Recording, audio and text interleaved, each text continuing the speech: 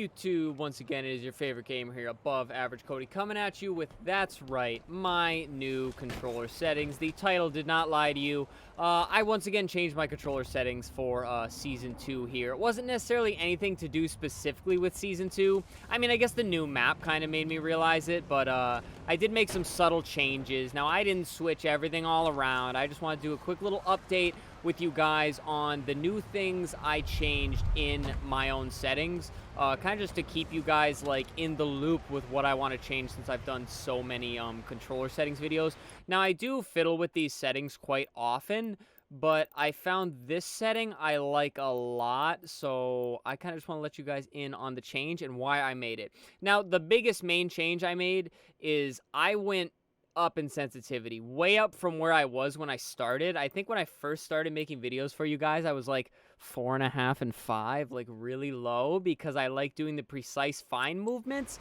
But in watching the pros and trying to be better and ranked myself, I've kind of learned how important the first bullet system is, and getting that first bullet will really help you win that many more gunfights. And this isn't like any groundbreaking knowledge. It's just I always prioritize making like the fine movements and like this and like holding one little area. But the more you play the game, guys, the more you learn that left stick aiming and using your strafe to line up shots is more important for those finer movements than actually using the right stick. Now, I actually went all the way up to, I believe, 6.5 and 7 for my sensitivity. 6.5 horizontal, 7 for vertical. I still leave the aim acceleration on 4 because 5 just feels a little too crazy on the higher sensitivities. But yeah, 6.5 and 7, guys. And the main reason is, if you've played Catalyst, the new map yet, you see all the elevation changes, the different sides of the map. And in Slayer, I just kind of notice how much you're like snapping up, snapping down, side to side. And just when you're on that lower sensitivity with the aim acceleration, you can't really do that very quickly to help your teammates. And even this still feels a little bit slow. So in terms of that first bullet mechanic that I mentioned, you want to be very snappy in your gunplay on this map so that you can shoot up top at skewer, shoot down at OV, shoot to the left, shoot to the right. And it just kind of allows you to do that, and I'm seeing the advantage of being that quick. And since I've carried that over to my gameplay on other maps and things like that, I've just really started to see the advantages of the higher sensitivity. Now, this is not your message to go just crank up your sensitivity to something you're not comfortable with. I'm going to be honest, guys. It made sniping specifically very hard for me at first because I was so accustomed to being on the lower sensitivity that I was already really locked in with the sniper. But after a lot of practice and them adding the endless weapon drills, you can adjust to the higher senses pretty quick.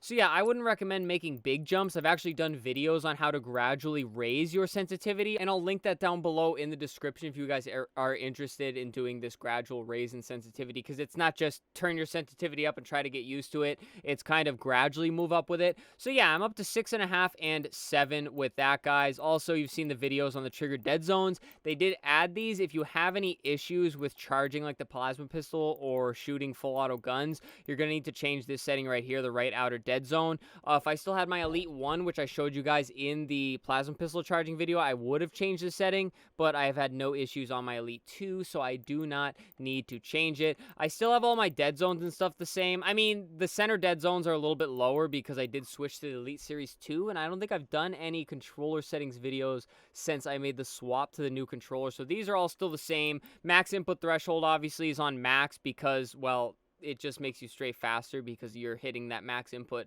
faster on the stick rather than if it was lower. Axial, I leave at 0 and I have no drift issues. Axial, I have 12 on the other one. I don't know why, to be honest with you, because I don't completely understand the axial dead zones. But yeah, guys, this isn't like a me going over every setting here, but I've done a ton of videos in the playlist, the Halo Infinite playlist, if you want to check it out. I really just wanted to tell you guys what changes I made. Oh, also, with Season 2, it put step jump on for me, which I don't know why. And I didn't think it would be a problem seeing it on, so I left it. But the problem is it keeps you from crouch jumping. So those ledges I've shown you guys in other videos that you can crouch jump on, I don't know any on this map yet, but on like streets, that little area into tires, you can crouch jump onto that. I noticed I haven't been able to get on it with a crouch jump. I've been having to clamber onto it, and I'm like did they change the jump height or something? No, it is because for some reason Halo made it so my step jump was automatically on. So if you're having trouble crouch jumping, you're noticing issues like I was, step jump was turned on. I didn't turn it on, so I can only assume Halo did it for me. And one more change I actually did make was the hold to crouch, guys. I was a tap to crouch because that's how Call of Duty always was, so I thought that's how I would want it. But I use it hold to crouch now because it's less of a muscle like memory thing when you're throwing the crouch strafes in gunfights. Like if you're hitting them with the little crouch to the right and strafe to the right and then stand up on the left, you're hitting them with some of those. It's easier to hold it because you just have to focus on holding it, and then if you accidentally let it go, perfect, that's fine. You're still making them miss. You just hold it and let it go. But if you have it set to tap to crouch, then you're doing a lot more button clicks, a lot more button movements. So if you want to save yourself just having to think about it, just literally put it on hold to crouch. It's just better for Halo the way it plays, and you can bag people faster if you do that rather than just pressing it more than once. Just letting it go makes you stand back up. So if you're into that kind of thing, who isn't really?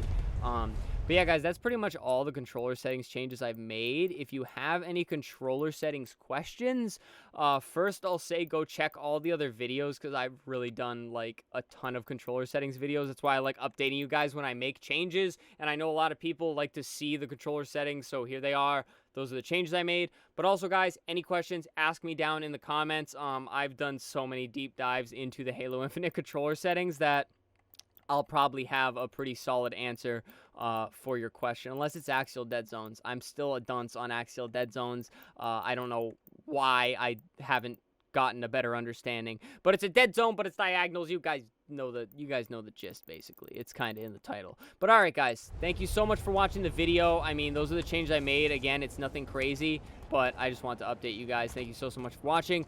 Tons of Halo content here on the channel as always, guys, so please subscribe, live streams, things like that. Leave a like on this video so more people can maybe find it and see the controller settings changes I made. And then also, again, guys, comment questions, criticize my settings, feel free. If you guys maybe have a good settings change that you think I should make, I'd love to hear it, because like I said, I'm always toying with these settings to kind of not just dial it in, but just improve and kind of see more what I like and what I don't like, guys. But that's it. That's enough talking. Join the channel membership as well. Feel free. And that does it for me, guys. Thank you so much for watching. I appreciate all of you. Stay happy, stay healthy, and stay tuned for the next video.